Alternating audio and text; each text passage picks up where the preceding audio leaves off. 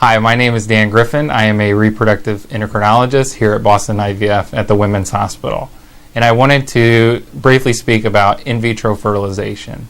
In vitro fertilization is a very common procedure that's used in fertility treatments.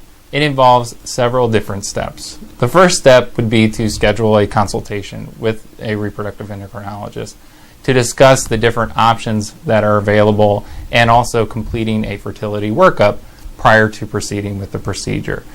IVF is indicated in couples that have tubal disease or a severe male factor, or couples that have failed multiple more conservative fertility treatments, and may also be indicated in women that are older, in which the chances of conception may be decreased over a short period of time. After the consultation and the plan is made, the patient will begin the first part of the process, which involves stimulating the ovaries to make more than one follicle. This is done using injectable fertility medications for approximately 8 to 10 days. Of those 8 to 10 days, the patient presents to the office for blood work and ultrasound monitoring.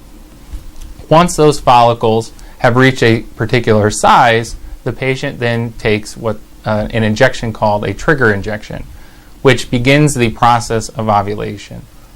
Approximately 36 hours after the trigger injection, the patient would then have a surgical outpatient procedure called an egg retrieval. The egg retrieval is done under anesthesia, similar to what someone would have for a colonoscopy. The patient is taken to an operative suite, and then after anesthesia is administered, the procedure is done using a transvaginal ultrasound to retrieve the eggs. After the eggs are retrieved, the eggs are then fertilized using the partner's sperm. There are two ways to fertilize the eggs. One is standard insemination or standard IVF, in which the sperm is prepped and then placed with the eggs and then checked the following day. In couples that have unexplained infertility or a significant male factor, there's another procedure to fertilize the egg called ICSI, which stands for intracytoplasmic sperm injection. And as you can see with this diagram, each egg is injected with a single sperm by our embryologist. After the fertilization process is complete, those eggs become embryos. Those embryos are allowed to develop in our lab for approximately 3 to 5 days.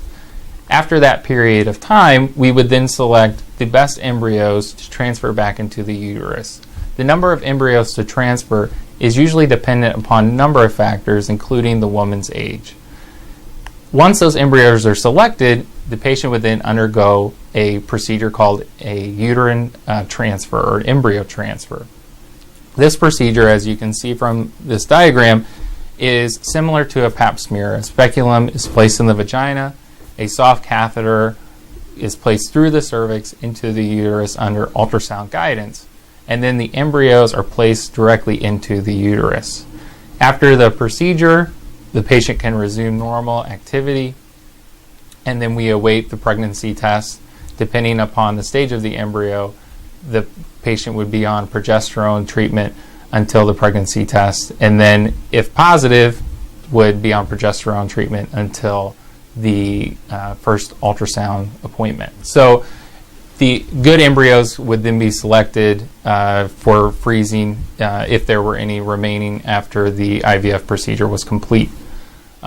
We are very excited to be able to offer this treatment option for patients in this area, and our success rates have been excellent so far.